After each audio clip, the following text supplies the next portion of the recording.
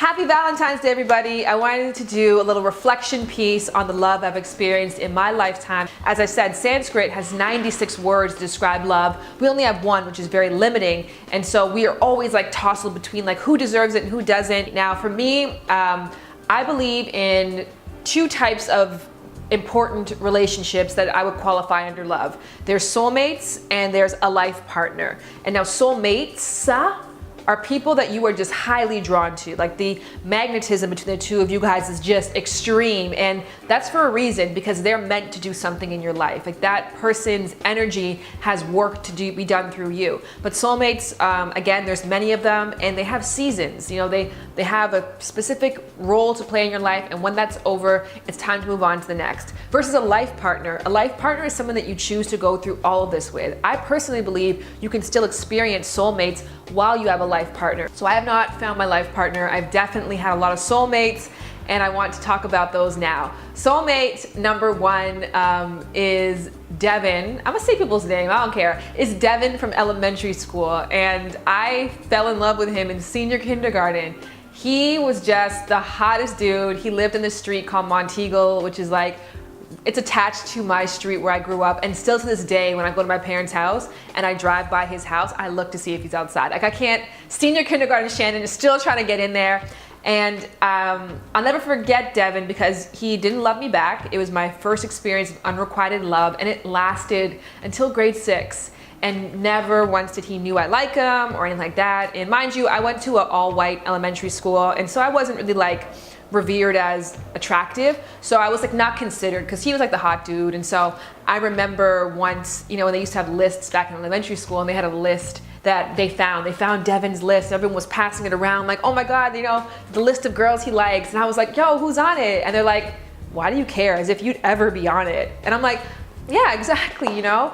And I legitimately went home and cried for like 2 weeks. Like it was the most crushing thing to me, but it was kind of cool to know that you can experience such a strong feeling for somebody. One, at a young age, that's damn ridiculous. And two, that you don't have to necessarily like interact with somebody or have that experience to really find the beauty in that emotion. And I wrote a lot of different stories, and he was the inspiration for a lot of little poems at that age. And I don't talk to him to this day. So I can't imagine how weird it would be watching this tape and being like, sorry, Shannon Boudram? Like that'd be kind of weird. Next up was my high school sweetheart, whose name is Jonathan King. I don't even know where he is to this day. If you're watching this video, Johnny, like shit, I've lost touch with you. But I fell in love with him when I was 17 years old. He was fire and ice. Our relationship was tumultuous, but it was cool and it was fun. And he was my first, a lot of different things. I didn't lose my virginity to him, but definitely my first love. You know, first time I skipped school for a boy, and first time I sold my parents' car to go see somebody. Like I did crazy shit. First time that I got into a car accident was because I was stalking him outside of his house. I actually took a job at a school paper just so I could go to his football games. Like we didn't go to the same school, but I took a job volunteering at a paper just so I'd be reporting at his games. Like I was nuts for this dude. And one of the times I interviewed him, because like of course I interviewed him after his football game, and I had the voice recording of his interview, and I used to play that voice recording every single night to go to sleep. Like when we broke up, because we had an off and on again, it was a fire and ice relationship, like from age like 17 to like 22, I guess, I don't really know. It was just like a lot of like back and forth and ups and downs. But when I loved him, I loved him. And I learned something about myself. I definitely can say love is my addiction. Like, you know, some people, cigarettes, I'm cool on that. I'm cool on drinking. Like, I don't really get, you know, hype off of gambling. But love, boy, you give me a hit of that, you give me a hit of that, and I turn into someone else. And so I had to learn to control that. And I've always been pretty good at controlling, like I said, I'll be saying stuff in this video that people won't even know that actually happened. Like I never told Jonathan that reporter story. I never told Devin that I still drive by his house super slow, looking in his window, the telescope. But on the inside, I'm definitely a fiend for love. So after Jonathan was this guy whose name is Jay, who I'm not gonna say his full name because we're not cool. And I don't even really know why, to be honest. Jay was somebody whom I actually met him on Mean Girls. For everybody who's like, are you in the background of Mean Girls? Yes, like when I was in high school, I did background work, and that was like my first little job. So you could see me with a little afro pick in my hair, looking a crazy ass mess. And that's the first day that I met Jay. And he was just the embodiment of fun. Like, he was fine as hell, first of all, but he was just a fun ass dude. Like, you just got around him and his energy was so intoxicating. He didn't care what people thought, and he was a joker and he was cool. And I really just loved him as a friend and as a human being. That's my first time really liking the person that I fell in love with. And again, Jay didn't fall back in love with me. I think we kind of had a thing, but it never really was like fully reciprocal. It was mostly just me completely enamored and in awe with him, and him being like, oh, this girl gives me a lot of attention, so I'm going to give her some back. And so it was kind of like not really a fulfilling relationship on that end. And when that ended, oh my God, I went nuts. Like, that was probably 24 years old. When he left me, because he left me abruptly, like we were getting really close. Mind you, not close, like we're gonna become boyfriend and girlfriend, because again, I don't think his passion was ever that strong, but we were spending a lot of time together, and then it abruptly stopped. And I had Tourette's syndrome for like a year straight, y'all. Like, I'd be in my car just like, the fuck, this guy fucking leaving? What? Nightmares and dreams, and like, I was just angry inside. Like, I thought I had to go to therapy for that. Like, it was so painful. But the good thing about it is that because for me, I need that hard, abrupt ending for relationships. Like, if things linger out and I'm still in love with you, I'll never let go. It just won't work out. Like, I'll hold on for way too long. And again, soulmates, the cycle is done. You know, Jay showed me how much fun being in love can be, and showed me like that sense of humor is really important for me in a future mate. And he showed me a lot. He also was lacking a lot. So I'm appreciative that that was at that time in my life, because it really wouldn't fulfill me as an adult woman. Oh, I didn't even mention Ovan. Oh my God. In between Jonathan and Ovan, this is what a fucking mess I am. I went to school in Baltimore at Coppin State University, and I met this guy named Ovan Short. Man, I'm gonna cry thinking about him. What a beautiful relationship that was. Ovan was just, that was at a time when, if you guys know me from Laid, I was just very sexually promiscuous in my teenage years, even, you know, while I was, you know, dating Jonathan or had that love, because that was such a fire and ice love. It was like bouncing me all over the place emotionally and self-esteem wise. And so I was just really sexually promiscuous, very unsure of myself, not confident. And Ovan is somebody I met in university, and I think we had sex on like the first day. And thank God he was the first person I did that with, because he just held me down after that and just really put me back together in a lot of ways. And that was a friendship love. That was honestly filial love, because I was away from my parents at home. I needed to develop a family base, and Ovan was my family in Baltimore.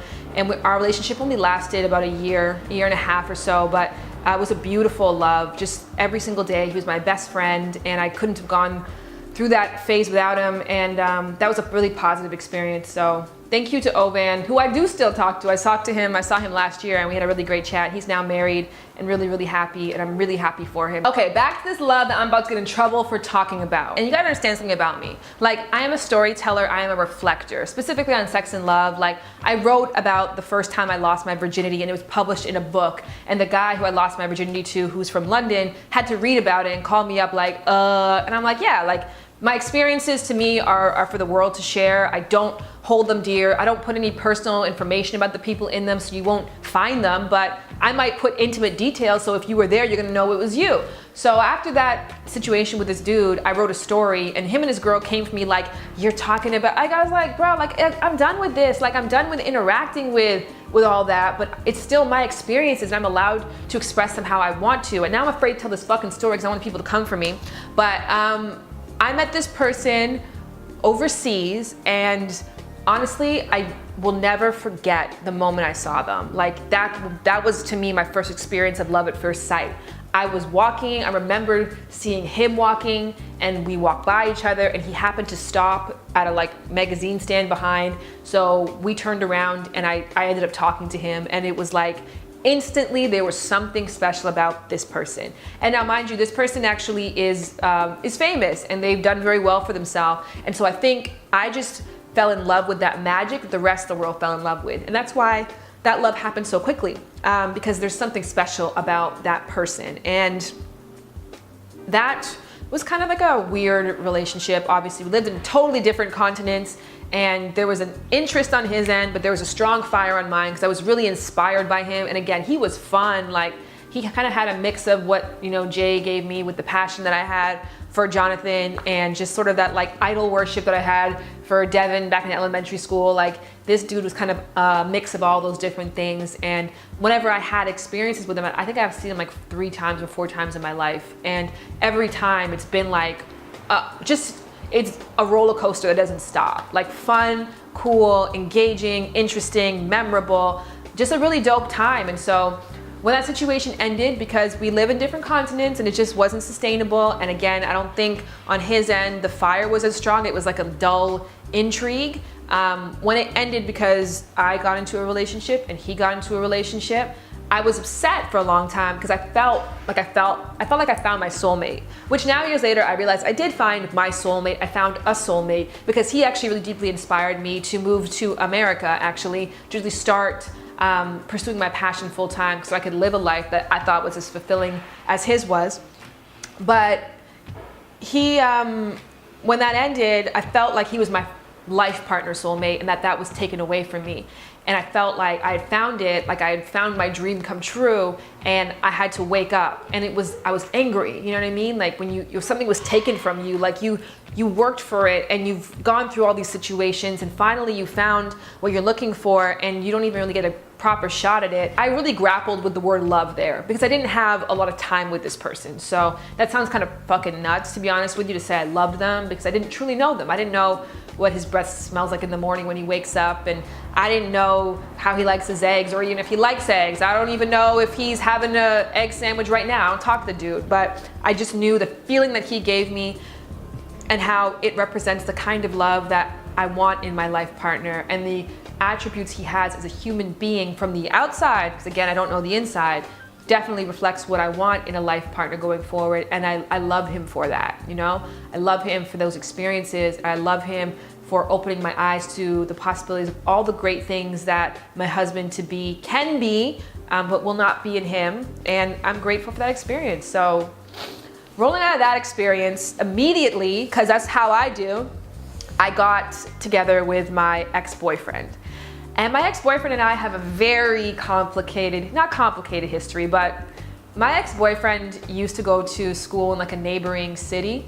And when I was in high school, I was obsessed with him. He was the dude who used to come to our school for tournaments, and I fell out for him. He didn't know I existed. I was the nerd in the bleachers with the braces. Like, I never spoke to him. He talked to this really hot girl from another school that everybody was like, they're the perfect couple. And I'm like, yeah, they are the perfect couple. And I was just like on the side. And years later, I became his friend because he had a business. And so I made up a fake order so that I could go to his business. And then when we started hanging out for real, because he was also interested in me at that time, when after the high school phase, he met me. Actually, I was like, hi, I'm Shannon Boudreaux, I'm a human being. Hi, nice to meet you. And then he reciprocated feelings for me. But I think we both just knew the fit wasn't right. There was always something off. So we kind of became friends. Like, we'd date on and off for a number of years. And when I was kind of going through the heartache of the overseas dude, he really was somebody who stepped up and was around a lot more as a friend. But over the years of just getting to know him, I was like, I don't think that we're meant to be in that way, but I want you in my life because he's a freaking amazing person. So when he asked me out, my thought was, I've had such a deep history with this guy, at least he should be my ex. That's the least, you know what I mean? And so we started dating, and that was such a beautiful relationship. It lasted for a long time. I'm still not over it. It lasted, it was a good amount of time I lived with this person, and that was my first adult love. And the love really, really deep, like so deep.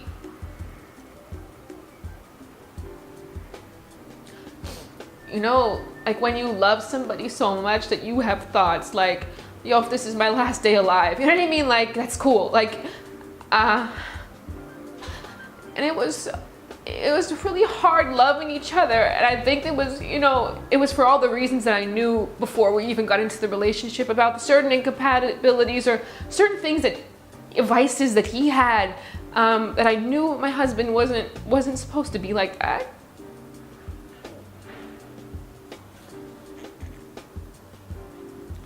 I tried so hard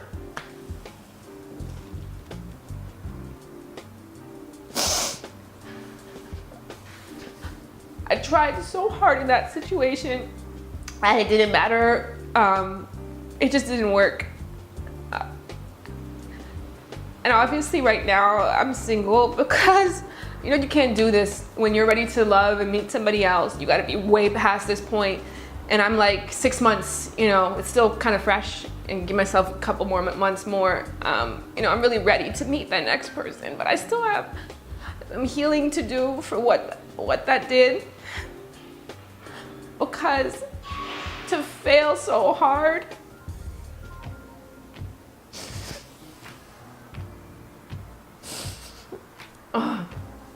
I want to say happy Valentine's Day. First of all, don't be an asshole. Like, if you know him, don't send this video to him. Because you know what I mean? Like, we haven't spoken in a long, long time. And that's, again, going back to what I said before, I need it that way. For the way that I love, I really need to separate myself from people, put that space and that cushion, assess, analyze, come to peace with what that lesson was for me and how that soulmate positively impacted my life, and then feel good about it, and then be able to move forward in a healthy way.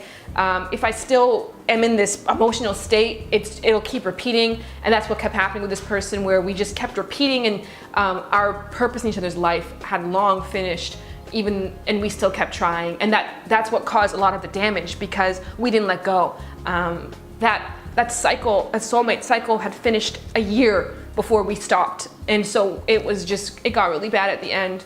So don't send this to him, but if you know, talking to the universe, I love you, you know, I still love you, I really still love you, and I really still wish you a happy Valentine's Day.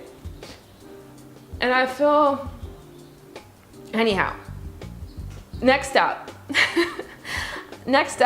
I mean, I'd like to meet my life partner, but I don't know what's in store. Maybe there's 7 more soulmates in store before I'm able to get to that place. And I think that now I'm at a space where I'm able to choose and be honest about what the right partner's for me at the time. Like, I won't make the mistake of forcing myself on people who don't reciprocate right away, or from trying to make something fit that I knew from day one really, you know, wasn't the best fit. Although I don't regret any of those experiences because they were beautiful in their own right. But of course, I would prefer not to be sitting here crying on camera right now. I prefer to be sitting here beside somebody, you know, who I decided was a great fit for me, but life goes on. There was something I found the other day in my drawer at a time when me and my ex had gone through a really big fight. We were like, let's try, because we tried, we really did try. So we wrote down a list of things that we wanted and didn't want in a partner, and I want to share a couple of those with you guys today. Things I want in a partner: happiness, affection, growth challenge, a sexual partner who is giving, romance, laughter, friendship, teacher, student, proud of me, partner in progression, a family member, somebody who's proud to be with me, somebody who makes me feel good, somebody who I find inspiring, supportive, is athletic, loves my help, needs my help, needs me, appreciative, humble, kind, smart, determined, unapologetic go-getter, and best friend. And I think when I look back at all the loves I've had over my lifetime, everyone's kind of had pieces of these, and I'm waiting for the fit that's, you know, kind of checks off most of them. I think all of them are feasible, don't get me wrong. So happy Valentine's Day. Now that we got that shit over with, I'd love to hear you guys, a bit of your reflections. If you have video links, you know, today's a day I want to just spend. As I said, I'm only going to be online today. I don't have a Valentine. So I want to be filled up with your love and your stories. So let's have a conversation about it. And thank you very much for watching. I love you guys. And I used to be very precious about even saying that. Like, you know, I don't love a lot of people. I don't storage love a lot of people, and I don't eros love a lot of people, but I definitely agape love. I definitely phileo love a lot of people, and you know, I do phileo love and agape love you guys, and I thank you for your support and your time always. Hey everybody, happy Valentine's Day! Happy Valentine's Day! Look who I'm here with, my girlfriend. Oh my, yeah, my woman. My woman. And we are making the final adjustments to this video that we are doing. It's a release of the Slumber Party series. Check it out. That's a set over there. That's a set. And here is a exclusive clip. Like first period. I had my first period and I had no one to talk to. I didn't know who to talk to. Her mom told her to jump off a cliff. She did. Oh, shit. My mom told me Heal to yourself. jump down steps.